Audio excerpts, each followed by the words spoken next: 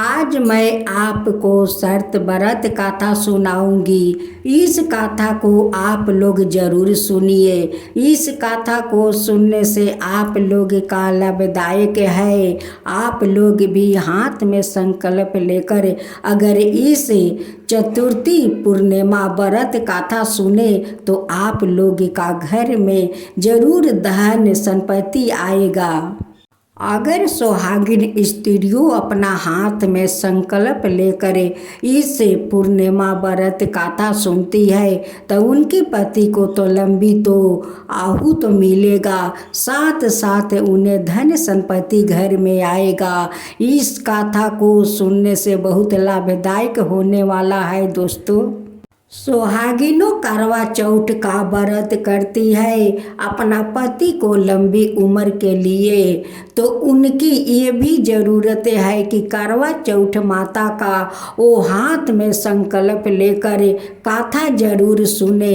इस गाथा से उनकी लंबी उम्र बढ़ेगी, उन्हें भी सुहाग अखंड का वरदान भी मिलेगा।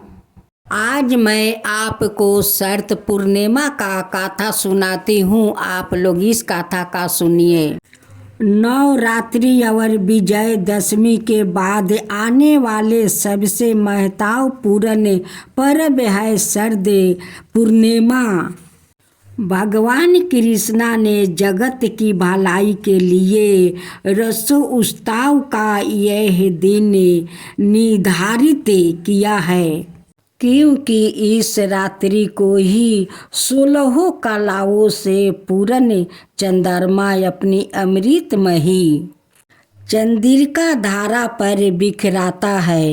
शरद पूर्णिमा के दिन चंद्रमा वो पृथ्वी की दूरी बहुत कम होती है, इसलिए अमृत प्राप्ति की इच्छा से लोग शरद पूर्णिमा की रात्रि को दूध की खीर बनाती है, घी और चीनी मिलाकर जमाने के लिए चंद्रमा की किरणों में रख देती है।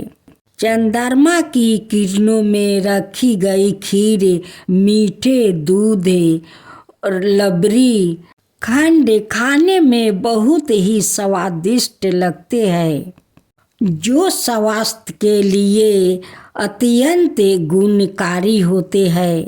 शरद पूर्णिमा के दिन माताएं अपनी संतान की मंगल कामना के लिए व्रत रखती है और देवी देवताओं की पूजा करती है। इस दिन मंदिरों में विशेष पूजा किया जाता है। ज्योतिषियों का मानना है कि संपूर्ण बरस में केवल शरद पूर्णिमा की रात्रि को ही चंद्रमा अपनी 16 कलाओं वाले होते हैं। ऐसा जन विश्वास है कि इस रात्रि को चंद्रमा की रोशनी में सुई में धागा बिरोने से आँखों की रोशनी बढ़ती है। शरद पूर्णिमा का पर्व आश्विन मास के शुक्ल पक्ष की पूर्णिमा को मनाया जाता है। इस दिन प्रातःकाल स्नान नदी नित्य कर्मों से निवृत्त होकर अपने अर्घ्य दे कुल देवताओं की षोडशोपचार से पूजा अर्चना एवं शंकर भगवान के पुत्र कार्तिकेय की भी पूजा इस दिन करने का विधान है। एक पाट पर जल से भरे लोटा और गेहूं से भरा एक गिलास रख कर उस पर रोली से स्वास्तिक बनाकर चावल और दक्षिणा चढ़ाए, फिर टीका लगाकर हाथ में गेहूं के 13 दाने लेकर व्रत की गाथा का श्रवण करे। इसके पश्चात गेहूं से भरे गिलास को किसी ब्राह्मणी को सौंप दे। लोटे के जल और गेहूं को चंद्रमा को अर्घ देते हुए चढ़ाए। रात्रि में गाय के दूध में गोघृत अवर चीनी या है मिश्री मिलाकर उसे चंद्रमा की किरणों में राखे।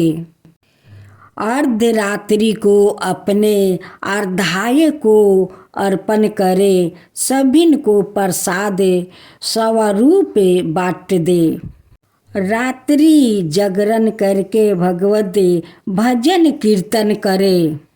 एक बार राधा जी ने भगवान कृष्णा की अन्याय प्रियासी मुरली बांसुरी से पूछा, हे मुरली, तुमने ऐसा कौन सा तप किया है, गिरधर के मुख पर लगाकर उनके आधारों का रस पान करती रहती है।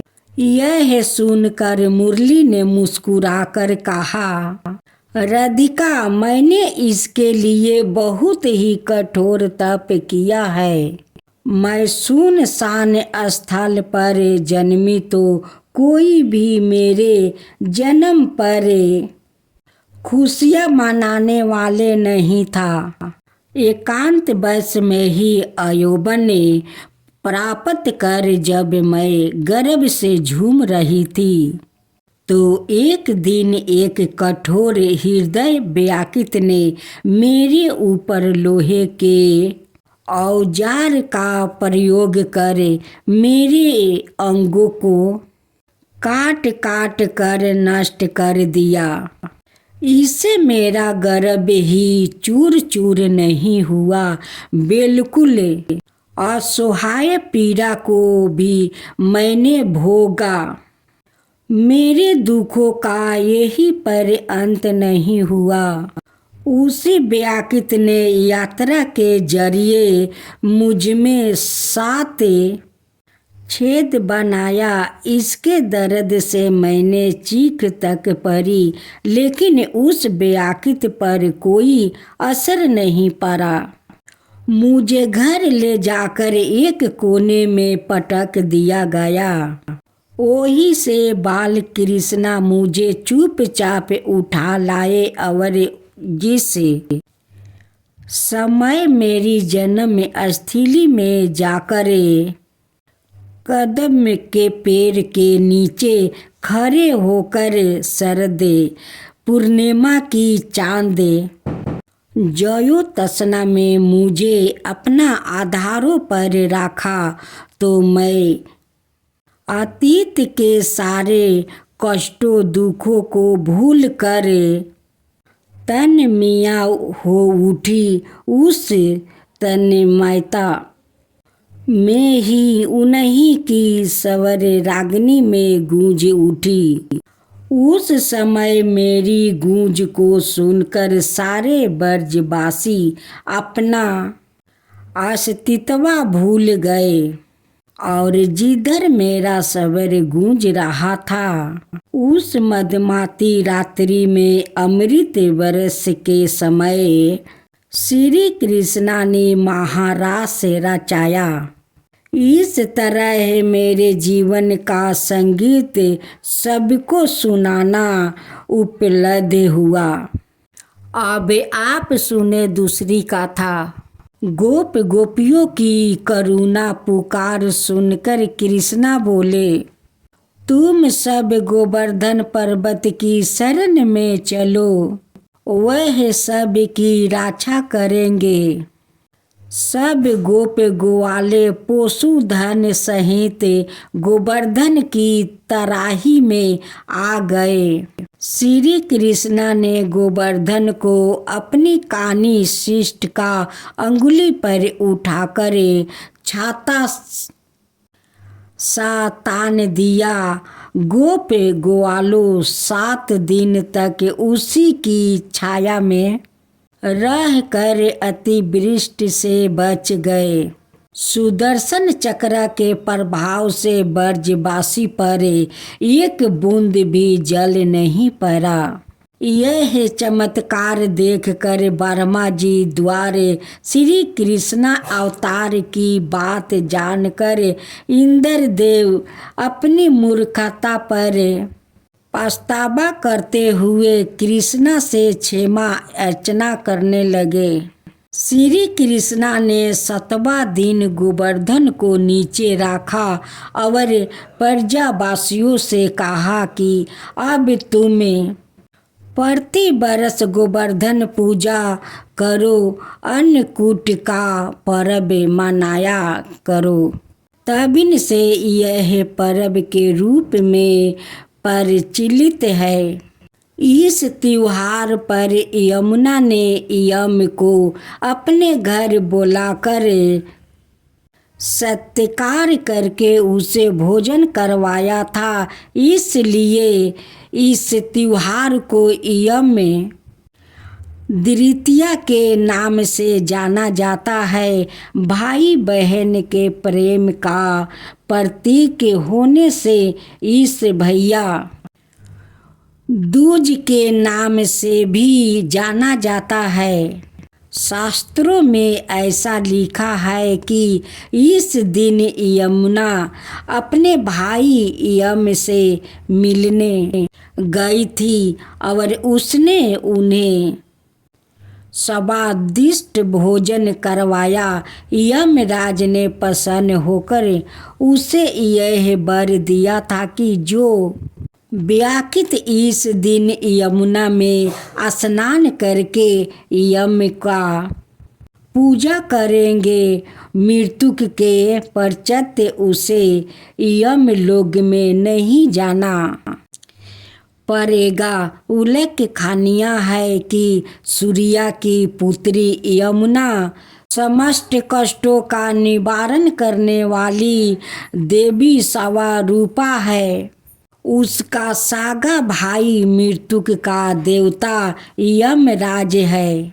यम द्वितीया के दिन मथुरा में विश्राम घाट पर स्नान करने और यमुना के किनारे स्नान करके वही यमुना और यमराज की पूजा कर उसकी दीर्घायु तथा अपने सुहाग की रक्षा के लिए हाथ जोड़कर यमराज से प्रार्थना करती है। संकट पुराण में लिखा हुआ है कि इस दिन यमराज को तिरुपति और प्रसन्न करने से पूजन करने वालों को मनोवांछित फल मिलता है। धन धन्या यश एवं दीर्घायु की प्राप्ति होती है।